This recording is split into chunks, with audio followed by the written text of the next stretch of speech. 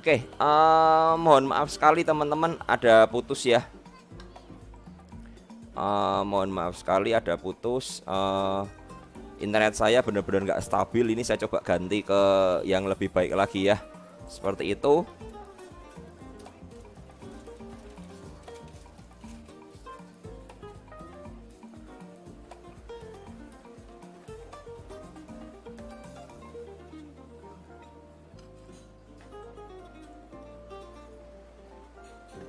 Coba sebentar ya. Ini saya mencoba mencari internet yang terbaik, tapi sampai sekarang belum menemukan ya di tempat saya. Bener-bener ya. Kita lanjut ya teman-teman. Mohon maaf sekali. Lanjut dulu ya, lanjut dulu. Nanti saya akan coba hapus yang di sini ya. Saya akan coba hapus ya. Karena apa ya, internetnya tidak terlalu oke ya, tidak terlalu oke. Saya minta maaf sekali. Saya berusaha apa ya, berusaha memberikan ya yang terbaik buat teman-teman ya. Oke, coba saya record dulu. Udah record ya, oke. Ya, mohon maaf teman-teman ya. Seperti itu ya. Ini ada yang nanya di dalam grup, bagaimana untuk bisa discuss langsung dengan Om Ben ya. Silakan teman-teman kalau mau discuss, bergabung ke dalam grup ini ya. Bergabung dalam grup PPC ini ya. Di sini kalian bisa bergabung di sini ya. Saya kalau discuss untuk lebih apa ya, menurut saya lebih intens lagi ya. Memang mohon maaf harus untuk bergabung di grup berbayar ya, karena kalau di dalam grup umum saya memang ada aktif ya. Silahkan teman-teman join di sini juga ya, join di sini. Tapi saya lebih fokus ke teman-teman yang sudah menginvestasikan lebih ya untuk dana mereka ya, supaya bisa konsentrasi lagi ya. Jadi kita punya grup sendiri ya teman-teman ya. Kita punya grup diskusi ini ya. Ya, diskusi saham PPC ini, di sini kita lebih intens lagi ya. Tapi kalau teman-teman memang mau yang free aja, kita bisa di dalam grup para pencari cuan ini ya. Yuk kita mulai tadi ya, kita lanjut ya. Tadi sampai GGRM HMSP ya. Jadi teman-teman sekali lagi saya ulang, kenapa memang apa ya? Kenapa memang saya bahas ini ya, karena murni aja banyak yang kecewa ya, banyak yang kecewa. Kita invest jauh-jauh hari, kenapa kok berakhir dengan mengenaskan ya, seperti itu ya, berakhir dengan tidak bagus ya. Sesimpel itu aja ya.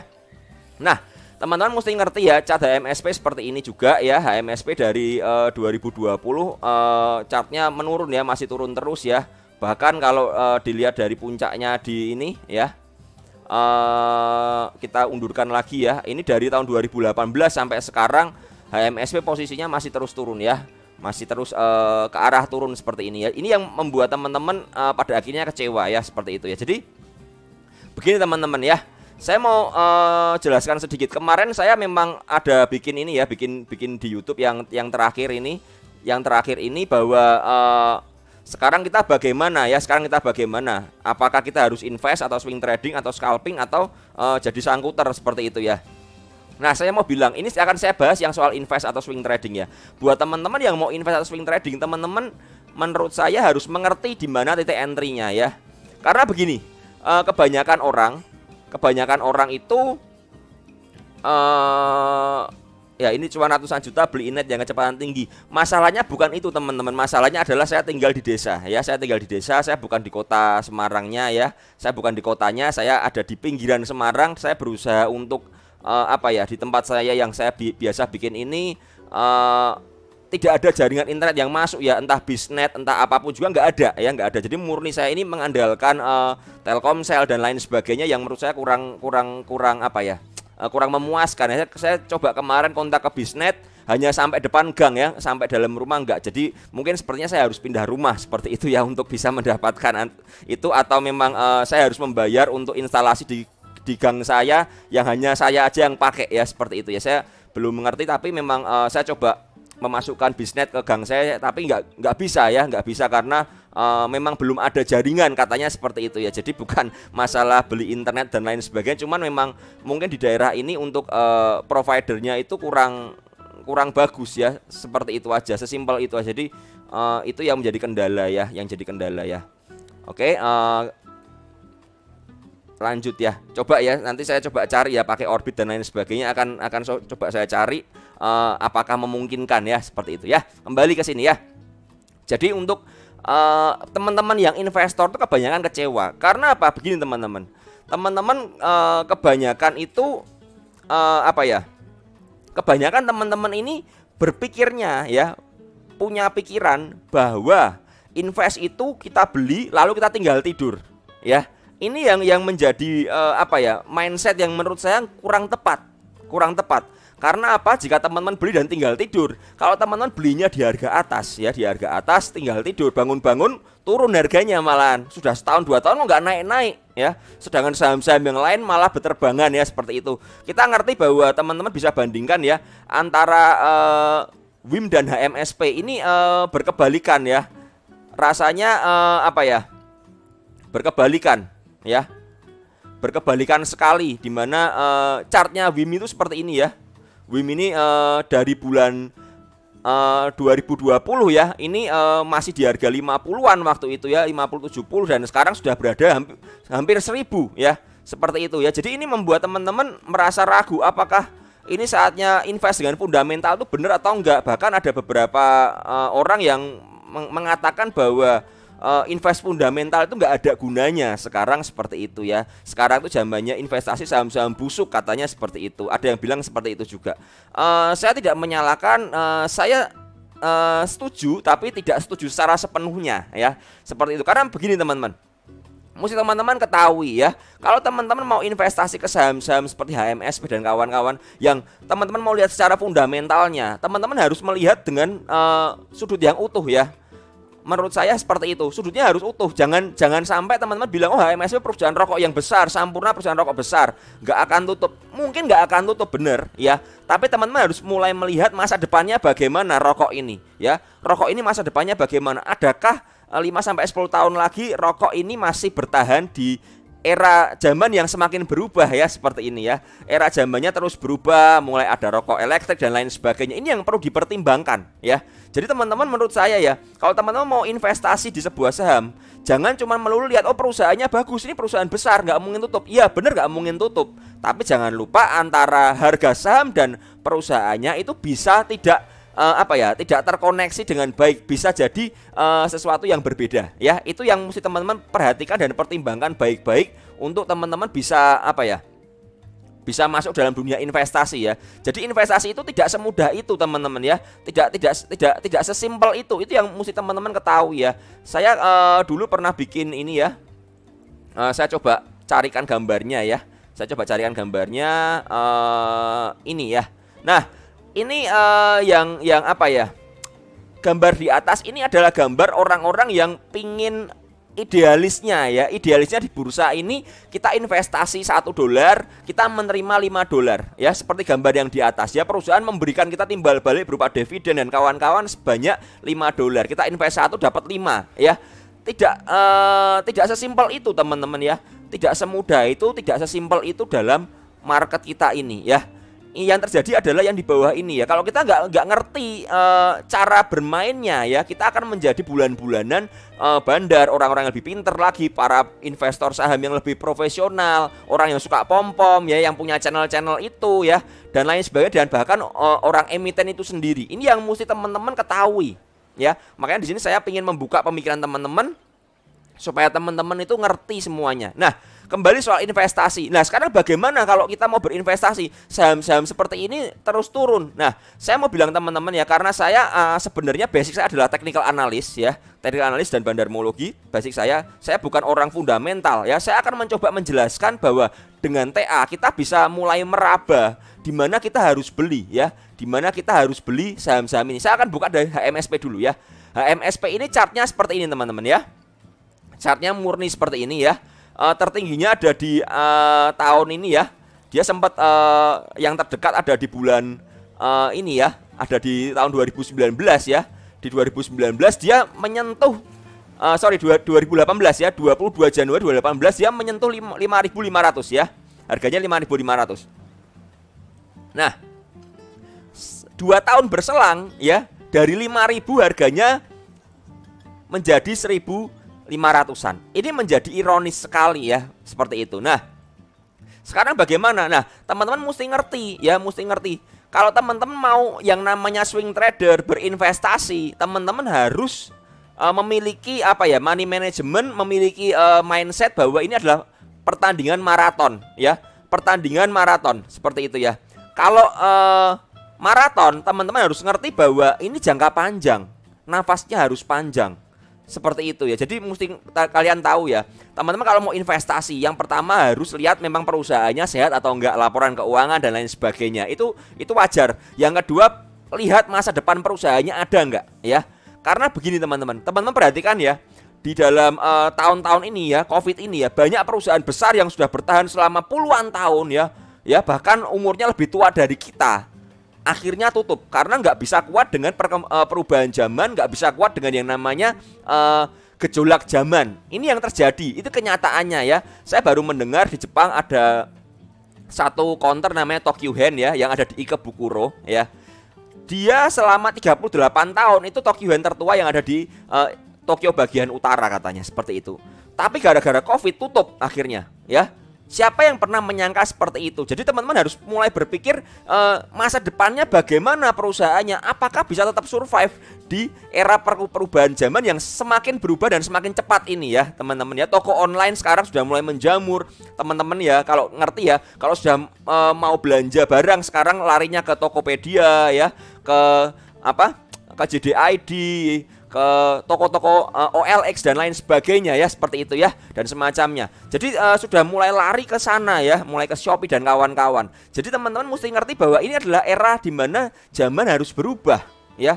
Sudut pandang kita harus berubah. Kalau kita mau investasi harus mulai berubah, nggak bisa pakai cara-cara yang lama ya, seperti itu. Nah, bagaimana dengan HMSP? HMSP ini punya titik rendah di 1085 ya, di 1085. Ini adalah low dari HMSP yang terjadi tahun ini ya, 2020 ya. Kemudian dia mantul ke atas dan kembali turun lagi. Nah, buat teman-teman yang memang mau berinvestasi memilih HMSP ya, secara TA saya bilang bahwa HMSP ini kenyataannya seperti ini. HMSP masih downtrend ya.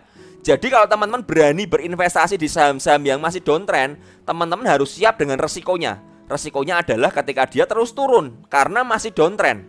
Ini kenyataannya ya teman-teman. Ya, ini saya ngomong HMSP dulu ya, sebelum ngomong yang lain. HMSP ini kenyataannya downtrend. Nah, HMSP secara support jangka pendeknya ya, di tahun 2021 saya membuat garis seperti ini ya. Saya suka membuat layer ya. Saya membuat lapisan dan saya senang bikin area ya, bukan garis, karena menurut saya dengan area supply, area support ya, seperti ini, area support, maksud saya area support, kita bisa mengukur titik yang lebih fleksibel daripada kita bikin garis aja ya, seperti itu ya. HMSP ini memiliki area support di sini ya, 1300 sampai 1320 itu area pertama, area keduanya di 1270 ya. Jadi ini adalah kenyataan di HMSP ya. Teman-teman harus mulai mengerti jika teman-teman memutuskan mau berinvestasi di masa seperti ini ya. Saya mau bilang tadi di video-video sebelumnya saya bilang kalau teman-teman mau berinvestasi ya, berinvestasi harus bikin trading plan-nya ya. Trading plan-nya bagaimana, areanya di mana, kecuali teman-teman adalah seorang sultan yang di mana sahamnya turun mau beli terus nggak ada masalah ya. Tapi kalau buat teman-teman yang punya keterbatasan dana, teman-teman harus mulai mengatur area supportnya di mana ya, area terendahnya di mana. Itu yang harus teman-teman lakukan ya. Jadi bukan hanya teman-teman itu beli dan tidur, enggak, tapi harus mulai bikin trading plan. Kalau teman-teman mau masuk di harga sekian ya, di harga area ini 1300-an ini ya, kita lihat support terendahnya ada di harga 1085 sampai ada Fibonacci di 1025. Ini menjadi titik yang sangat penting ya di sini ya. Titik yang sangat penting lagi di sini menurut saya. Nah, teman-teman harus mulai menentukan batas bawahnya. Ya, kita investasi di zaman seperti ini kita harus mulai mengukur kedalamannya di mana. Kalau teman-teman mau bermain di saham-saham yang sedang downtrend ya, ini yang harus dilakukan ya. Kalau saya pribadi saya tidak terlalu menyukai saham downtrend ya, tapi saya akan mencoba memberikan sebuah gambaran di saham downtrend bagaimana kita bisa mengukurnya ya, mengukur kedalamannya ya. Seperti itu. Ini cukup beresiko, tapi jika teman-teman bisa entry piramida dari harga sekian ya, dari harga sekarang misalnya di 1380 sampai di 1000 ya, kita bikin area piramida bertahap pembelian ke bawah ya, di mana titik supportnya di harga 1000 ya. Ini teman-teman akan mendapatkan apa ya, tetap mendapatkan profit. Saya merasa masih bisa. Karena apa? Setiap kali penurunan harga, ingat ya, ada penurunan harga pasti ada yang namanya rebound. Ada yang namanya technical rebound. Nah, teman-teman buat yang mau berinvestasi ya di saham downtrend, teman-teman harus mengerti yang namanya bahwa teman-teman butuh yang namanya short sell ya. Yang namanya short sell. Kalau teman-teman sudah nyangkut di harga atas bagaimana? Ya, misalnya teman-teman nyangkut di harga 2000 tapi masih pingin investasi di saham HMSP nih. Tapi teman-teman nggak punya modal lagi. Ya, caranya adalah teman-teman harus buang saham teman-teman cut loss sebagian ya. Cut loss sebagian tujuannya apa? Uang yang sebagian ini teman-teman belikan lagi di harga bawah ya. Tujuannya apa? Kita melakukan average down ya. Kita penyelamatin cash, kemudian beli average down lagi ya, dengan batas di 1000. Ini dari view saya ya teman-teman ya. Silakan kalau teman-teman ada yang setuju silakan, kalau nggak setuju silakan cantuman di kolom komentar dan lain sebagainya, atau di chatting silakan ya teman-teman ya. Seperti itu. Tapi yang mau saya bilang adalah ukur area supportnya dulu di mana. Misalnya area support kita ketemu di area 1000. Kita sekarang mau masuk bertahap ya. Anggap kita belum punya posisi, kita mau masuk bertahap, silakan aja. Kalian beli 10% porsi di harga 1385 silahkan. Nanti dia menguji ke bawah 1310 sampai 1270, beli lagi 10% lagi silahkan ya, sampai ke bawah. Ini yang bisa teman-teman lakukan ya. Kalau teman-teman nggak bisa melakukan ini, jangan ngomong soal investasi. Kalau teman-teman bilang nggak sabar, saya pengen cuan instan, jangan ngomong investasi ya.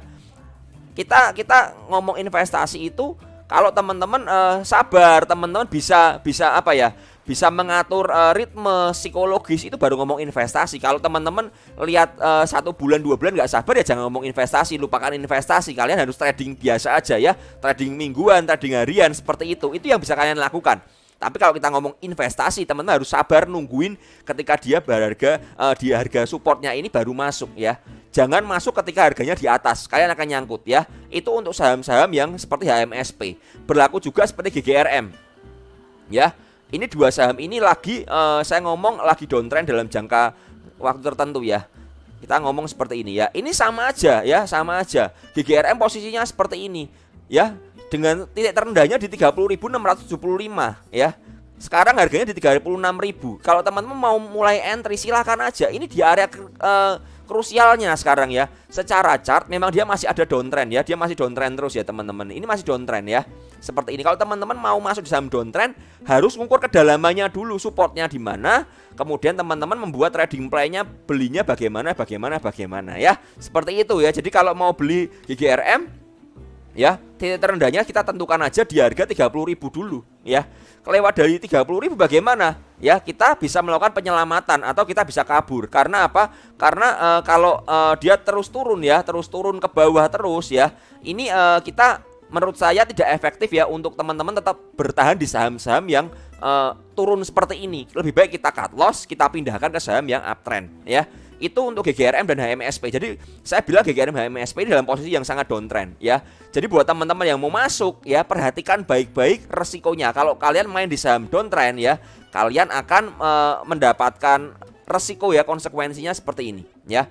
Kemudian kita lihat lagi saham yang lebih menarik menurut saya adalah ICBP dan INDF ya, seperti itu ya. Saya akan coba bukakan ICBP dulu ya.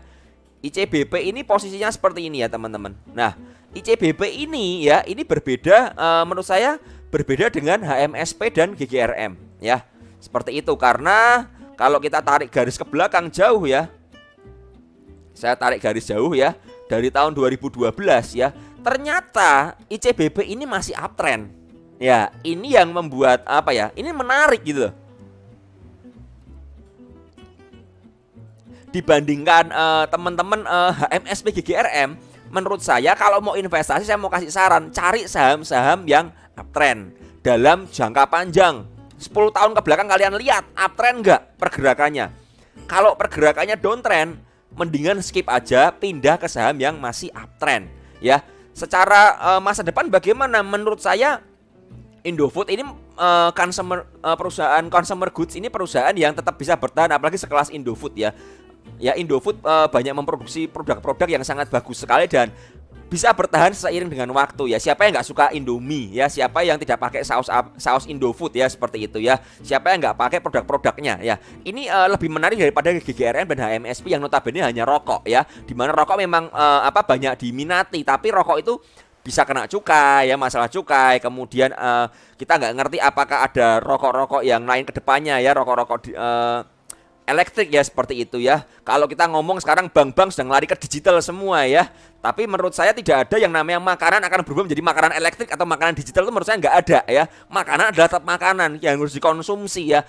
Tinggal bagaimana perusahaan ini mulai berimprovisasi ya, mulai untuk mengembangkan makanan-makanan cepat saji dan lain sebagainya. Tapi tidak ada yang namanya berubah jadi digital, itu nggak ada ya, karena makanan ini dikonsumsi secara tetap konvensional dengan mulut kita ya, bukan dikonsumsi dengan kabel dan lain sebagainya ya. Ini berbeda halnya dengan rokok yang menurut saya lebih ke arah banyak kendala-kendalanya ya, ada cukai dan lain sebagainya ya. Itu yang view saya secara pendek aja soal masa depannya ya. Ini view secara logika aja, logika orang bodoh aja lah ya. Sesimpel itu aja. Jadi menurut saya kita mikir yang nggak terlalu ribet-ribet dulu ya. Kemudian secara TA ini masih sangat bagus ya secara TA ya. TA-nya masih sangat menarik sekali ya. Masih sangat menarik, masih sangat menurut saya uptrend ya. Pergerakannya masih sangat uptrend ya. Kita lihat ini dari chartnya ya.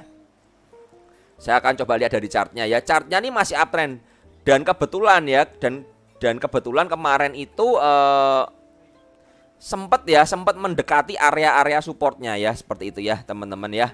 Kita lihat kemarin dia menyentuh area ini ya, area bawahnya ini dan kemudian memantul ya. Jadi kita bisa ngerti bahwa posisinya ini sebentar, ini garisnya sepertinya agak meleset sedikit ya. Saya akan coba rapikan sedikit ya. Ya ini lebih presisi ya, tadi sepertinya tergeser ya. Ya, kalau teman-teman lihat ya, ternyata dia menguji area support dari uptrend lainnya yang sudah berjalan selama dari tahun 2010-an ya. Ini hampir kena ya. Ini adalah cara entry-nya sebenarnya ya. Jadi menurut saya ICBP ini menarik karena dia sudah berhasil memantul dari area 8.400 yang memang ini area supportnya ya, seperti itu. Kemudian ada area lagi di 8.600-an ya, seperti itu. Dan sekarang posisinya ada di 9.000 ya, ada di 9.000.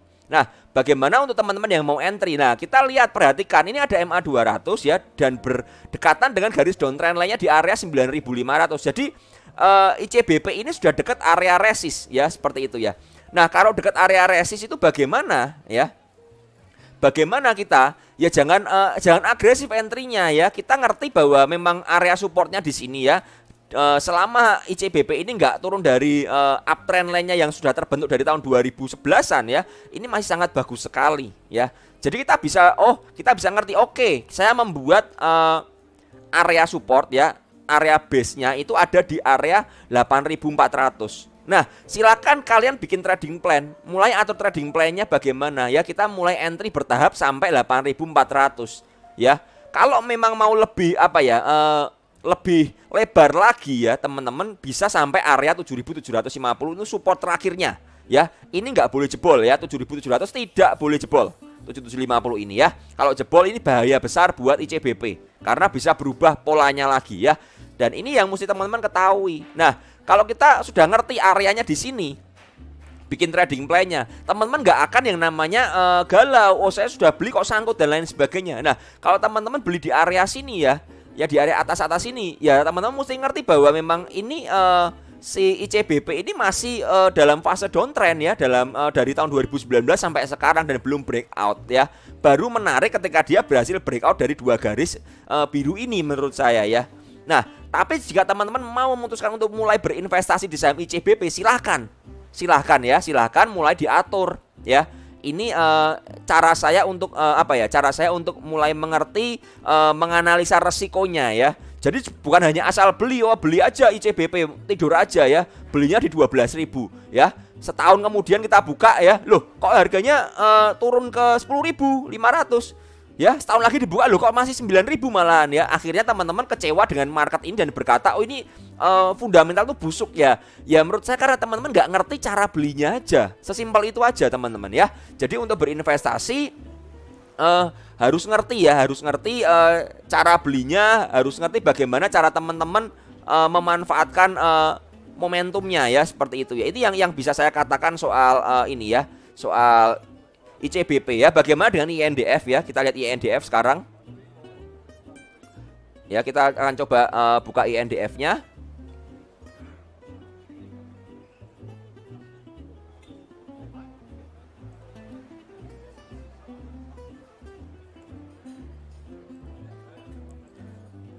Kita akan coba buka INDF ya. Nanti seandainya video ini tidak terlalu bagus, akan saya share ulang ya dalam bentuk recordnya aja ya. Seperti itu. Nah, ini untuk INDF-nya ya, INDF. INDF memang memiliki chart yang menurut saya jauh lebih bagus daripada ICBP. Menurut saya seperti itu ya chartnya ya. Jauh lebih bagus karena INDF ini relatif bergerak dari tahun 2017. Menurut saya ini sideways dalam range lebar ya. Sideways range lebar ya. Sideways-nya di berapa? Di antara 8.300 sampai area 5.000. Ini kalau kita bikin kotak di sini nih sideways area lebar ya. Tapi sama seperti saudaranya ya ICBP bahwa memang apa? INDF ini masih mengalami yang namanya fase uptrend ya. Fasenya masih uptrend ya. Kita akan coba lihat dari chartnya ini memang masih uptrend banget ya chartnya ya.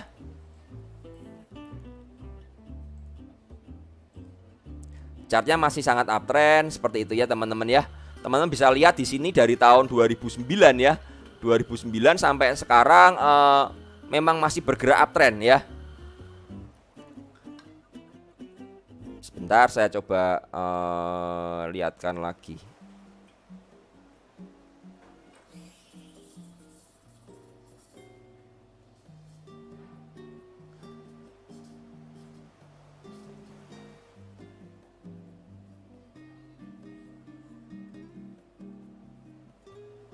Ya, coba saya cek dulu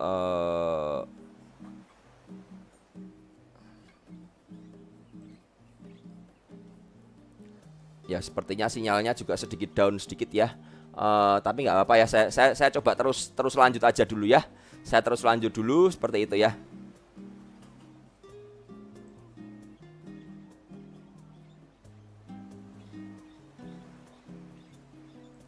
Nah, ini ada yang nanya ya, di TA Om Ben gak pakai indikator Bollinger ya. Saya memang jarang pakai indikator, tapi teman-teman kalau memang pakai mau pakai Bollinger silahkan ya.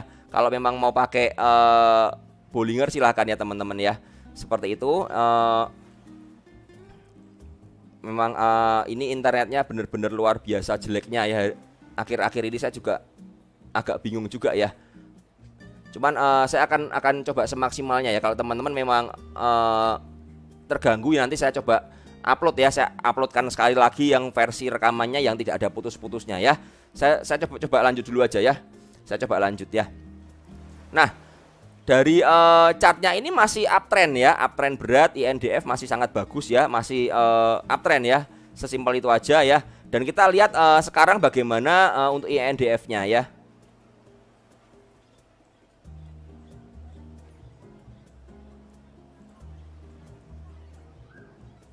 Ya, INDF ini posisinya seperti ini ya. Posisinya dia cukup bagus karena menurut saya ini dia sudah berhasil break dari downtrend jangka pendeknya ya. Dari tahun 2020 September sampai sekarang INDF ini berhasil lolos dari downtrend lainnya ya. Ini teman-teman perhatikan baik-baik, di sini dia lolos ya. Makanya saya bilang kenapa INDF lebih menarik daripada ICBP, karena dia berhasil break dari downtrend jangka pendeknya ya secara chart. Dan dia berhasil menguji area 6.000 ini dan kuat memantul dan sekarang bisa di 6750 ya. Sekarang bagaimana buat teman-teman yang mau masuk di INDF? Simple aja, INDF kalau dia berhasil kuat dari area downtrend di atas downtrend lainnya ini ya, INDF masih akan lebih punya harapan ya secara TA seperti itu ya, dengan area support di 6.000. Tapi buat teman-teman yang memang mau berani ya tetap berinvestasi ya seperti itu,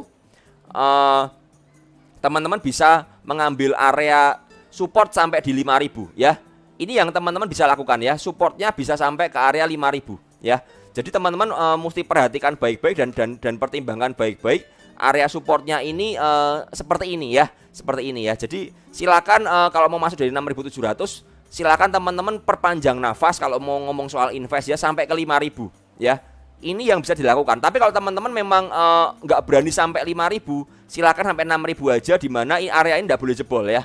Dimana ini untuk swing jangka pendek aja ya, jangka pendek dan menengah, area ini tidak boleh jebol ya. Area ini tidak boleh jebol. Ingat, saham-saham yang seperti ini karakternya adalah karakter saham lamban ya, karakternya lamban. Jadi teman-teman mesti ngerti bahwa ini tidak cocok buat teman-teman yang pingin cuan instan ya, yang pingin cuan cepat. Ini kurang cocok ya, kurang cocok dengan saham ini ya, sesimpel itu aja. Kemudian lanjut lagi ya, INDF jadi sudah paham ya.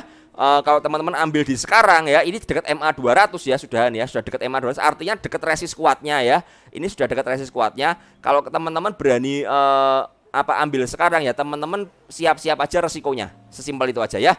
Kemudian kita lihat lagi ya, UNVR bagaimana? UNVR. Ya, kita lihat untuk UNVR-nya seperti itu, apakah cukup menarik untuk kita ambil investasinya ya. UNVR ini tren jangka pendeknya ya, bukan jangka pendek ya, jangka menengahnya menurut saya ini juga masih berada di area downtrend ya. Seperti itu teman-teman mesti lihat ya, ini masih downtrend ya, masih turun terus ya.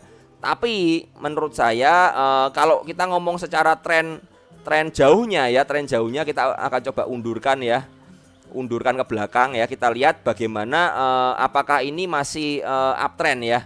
Nah, kalau teman-teman lihat dari ini ya, dari tahun ini ya, dari belakang ini ya, dari tahun 2011 sampai sekarang ini memang pergerakannya masih cukup bisa dikatakan masih ada harapan untuk uptrend ya, walaupun memang sudah ada patah tren menurut saya. Ini patah tren ya di sini ya, patah tren di sini. Tapi kalau kita bikin dengan pijakan baru di sini, ini masih cukup oke ya. Tapi fasenya memang sedikit mulai menurun ya, momentumnya mulai menurun ya. Jadi ini berbeda sekali dengan saham ICBP dan INDF tadi ya menurut saya ya.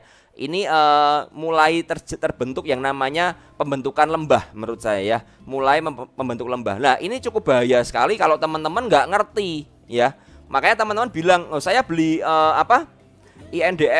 UNVR kok terus turun ya?" Ya karena teman-teman masuk di fase yang namanya fase koreksi dari UNVR ini ya, seperti itu, sesimpel itu aja. Nah, teman-teman mesti ngerti bahwa UNVR ini memiliki area support kuat di 5.000-an ya, 5.200-an. Ini area yang nggak boleh jebol ya.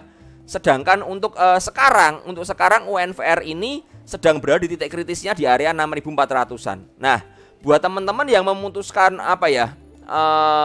berani untuk terus menginvestasikan di pola saham yang seperti ini yang sedang mengalami pembentukan lembah ya harus sabar ya. Memang entry terbaiknya adalah ketika dia memang mantul di area 5.200. Cuman permasalahannya apakah UNVR ini bakal ke 5.200 atau enggak, kita yang nggak ngerti. Nah, makanya buat teman-teman yang mau swing lebar ya, yang mau swing sabar di saham UNVR harus benar-benar mengerti konsekuensinya. Konsekuensinya itu apa? Kalau saham ini bergerak turun ke arah 5.200, ini konsekuensinya ya. Konsekuensinya harus teman-teman tanggung adalah ketika dia turun ke 5.200. Kalau teman-teman nggak bisa nanggung, skip saham UNVR ini ya. Atau teman-teman ambil aja momentum aja. Misalnya teman-teman mau bottom fishing di 6.400, ketika dia naik ke arah 6.700-an, buang ya. Sesimpel itu aja. Tapi kalau teman-teman memang mau jangka panjang ya, harus paham resikonya ya. Itu resiko yang teman-teman bisa ambil ya. Sesimpel itu aja ya. Sesimpel itu aja. Sepertinya ini koneksi live-nya putus lagi ya. Jadi oke lah.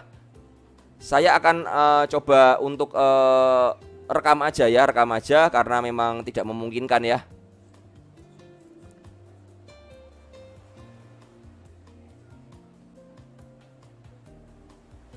Oke, masih bisa sedikit-sedikit ya. Saya akan coba rekam aja ya teman-teman. Saya lanjutkan, saya akan rekam aja ya. Oke, sebentar, saya ngomong ke grup dulu ya, sebentar ya.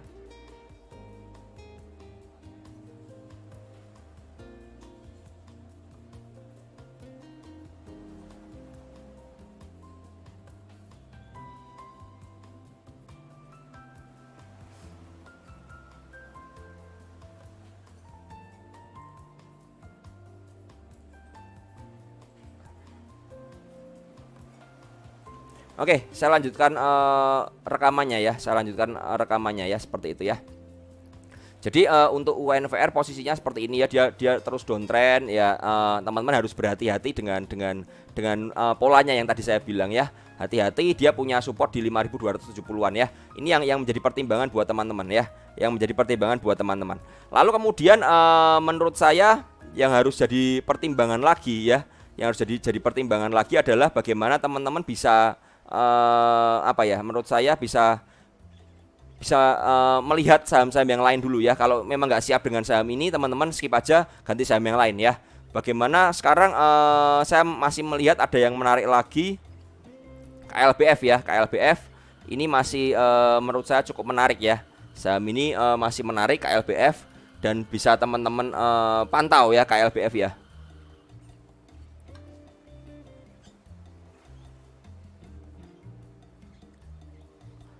Seperti itu, sebentar ya. Oke, internetnya saya agak ini hari ini memang luar biasa internetnya, daripada kemarin lebih jelek lagi ternyata hari ini. Oke. Ya. Saya akan lanjut ya, saya akan lanjut dulu untuk KLBF-nya ya. Saya akan coba pindahkan lagi ke yang satunya aja.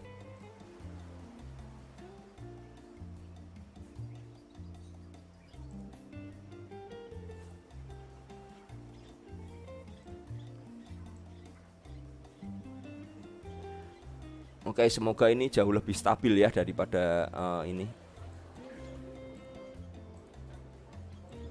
Coba saya